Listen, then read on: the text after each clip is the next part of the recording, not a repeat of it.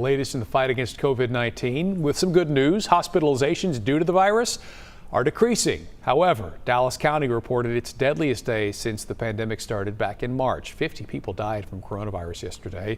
Those folks ranging in age from 40 to more than 100. Most of them did have underlying health conditions. And more than 2,200 people in Dallas County have lost their lives due to COVID-19, which is a grim reminder that we simply cannot let up now. But there is some hope on the horizon in the form of the vaccine. From Frisco to Arlington, we have seen long lines forming across North Texas as people wait to get that all-important shot. If you want to get yours, we're trying to help out. Just take your smartphone camera, point it at that QR code in the bottom right corner of your screen. A link should pop up, which will take you to a website where you can register for that all-important appointment.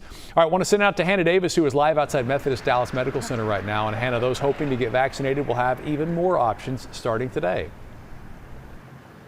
Yeah, good morning, Mark. We know that the effort to get everyone vaccinated is far from over. In many ways, it's just beginning, but it does feel like in the last week, we're starting to really see progress here in North Texas. Lots of options popping up, including right here at Methodist, just outside of Bishop Arts, where they've got 3,000 doses that they say they are ready to start giving out starting this morning.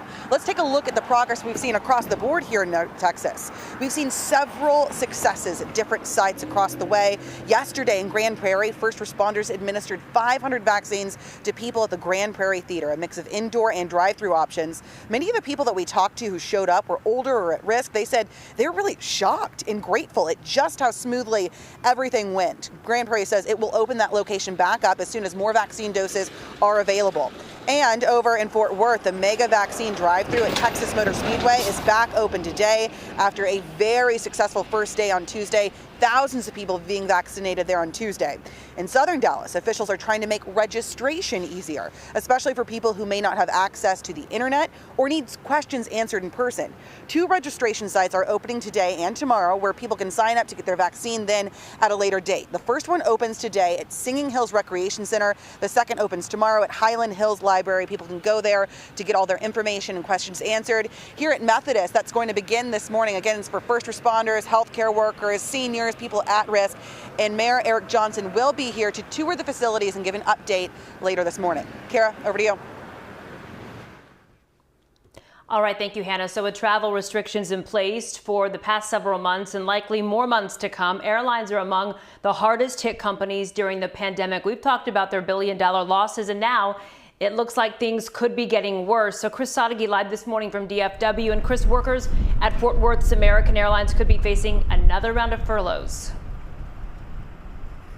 Yeah, Kara, the airlines thought they'd be able to turn a corner early part of this year. Business would pick up with the vaccination rollout. Now the outlook not so optimistic. American Airlines CEOs did say in a letter to employees they might have to furlough up to 13,000 of them if federal aid is not extended past the April 1st expiration date.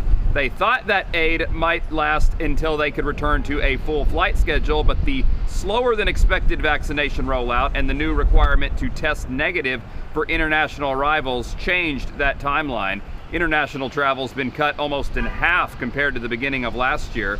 Like they did with the previous round of furloughs, American will have a program for employees to take voluntary leave of absence for non-pilots before deciding which other positions might need to be furloughed. Another airline making some news, the CEO of United Airlines said that they want to make vaccinations mandatory for all of their employees, also urged other business leaders to jump on board that idea.